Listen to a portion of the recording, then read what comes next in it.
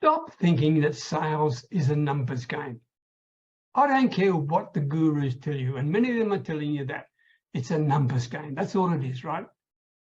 Keep getting no's until you finally get a yes, or that type of thinking. But let me stop you there. We're dealing with people. We're not counting sheep. My name is Peter Becken, the Village Marketer, and this is episode number 901 of my Sales Secret series. And I want to suggest the following to you.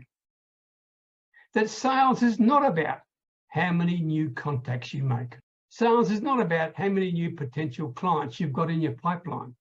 Sales is not even about how many sales conversations you hold. Look at the link on the screen there.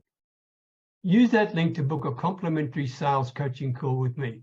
And let me get you started thinking in the right direction. But to help you get started right now, to succeed in sales, it's all about how deep you can go in the conversation with a potential client.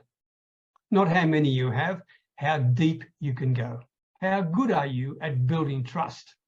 Not building rapport, building trust. And how often do you really get to the truth of a potential client's situation? Think about that and be honest. I look forward to talking to you soon so we can start optimizing your sales conversations. Until next time, best wishes from Thailand. Bye for now.